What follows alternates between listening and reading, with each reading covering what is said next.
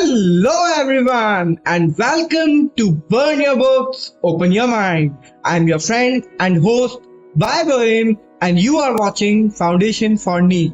The first chapter in our course is Life Processes, Digestion and Absorption. Today we are going to begin the 13th topic, Oral Cavity. Oral cavity is also known as buccal cavity. We have understood till now in digestion in humans that digestion occurs in the alimentary canal and that the alimentary canal is a long tube extending from the mouth to the anus. We have previously done an overview of the human digestive system and the alimentary canal. So let's begin with the mouth and oral cavity today. Our today's topic is made of two words, oral meaning related to mouth and cavity which means empty space. So oral or buccal cavity is the empty space behind the mouth. What is the mouth? Mouth is the anterior opening or aperture that opens into the oral cavity. The mouth is bounded by the lips and it allows the intaking of food. The buccal cavity or oral cavity is the empty space present behind your mouth and it is visible upon opening of the mouth.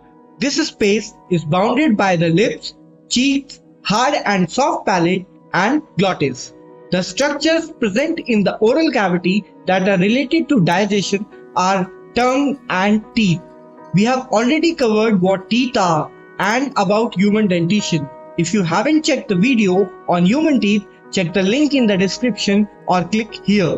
Now let us take a deeper look into your mouth. The mouth is bounded by a pair of lips, the upper lip and the lower lip.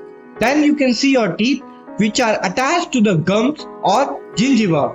The roof of the oral cavity is known as palate. If you touch the roof of your oral cavity with your tongue, then the region followed by the teeth is hard in nature and is known as hard palate. It is the frontal part of the palate. While if you keep moving towards the inner side, the palate becomes soft and is called as soft palate. Now talking about your soft palate, uvula is a fleshy extension of the soft palate which hangs above the throat. Now let us know a little bit about your tongue. The tongue is a thick, voluntary, glandular and protrusible structure. What do you mean by voluntary? Voluntary means that the tongue is under direct neural control and we can move our tongue according to our will. The word protrude means to extend. Protrusible here refers to the ability of the tongue to extend out. The tongue is attached to the floor of the oral cavity by a fold known as the frenulum. The tongue is richly supplied with nerves and blood vessels. The tongue contains taste buds which helps us in the identification of different tastes such as sweet, salt. But how does it happen? The tongue contains taste bud which in turn contains taste receptor cells.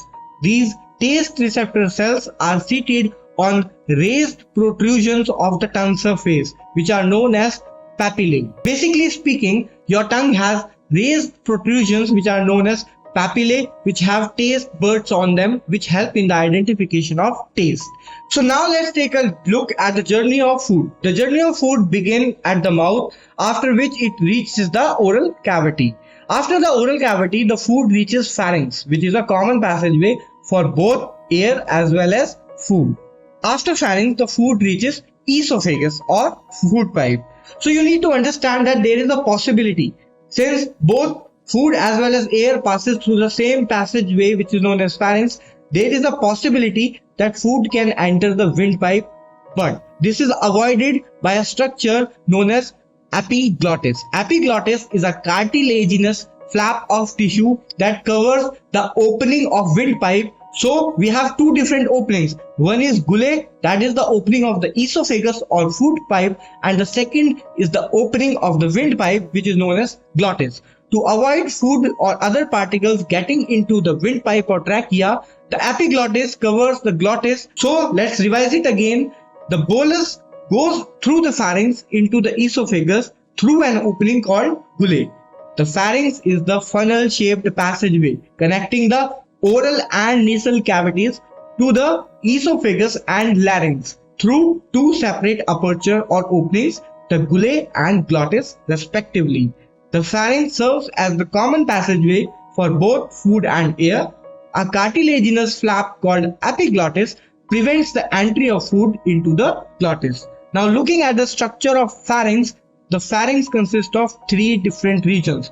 The first region is the nasopharynx, which is just behind your nasal cavity, followed by oropharynx, and the last part is hypopharynx. The screenshot time. Now moving on to do you know, the first point is a large number of bacterial species inhabit our oral cavity. Yes, a number of bacteria inhabit your oral cavity. The second point is one should keep their mouth closed while swimming because swimming pool contains chlorine, and chlorine is detrimental to the enamel of your teeth that can lead to gradual degradation of the teeth. The third point is the tongue is a muscular organ that does not have any bones in it. Can you think of any other organ that is muscular and does not have any bone in it?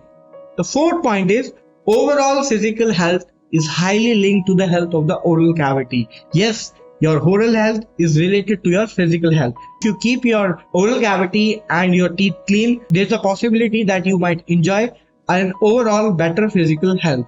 The fifth point is pharynx is the common passageway for both food and air. That means you should not speak while eating, otherwise you have food particles going into the trachea, which can lead to inflammation of the trachea or the upper respiratory system. This brings us to our sixth point. Uvula is called little grape in Latin. An interesting point would be only humans have uvulas. Not so interesting. How about this one? You can live without your uvula. I hope you find the video interesting and worthwhile. If you like the video and wish to be notified about the upcoming ones, hit the bell button. Thanks for watching. Burn your books, open your mind.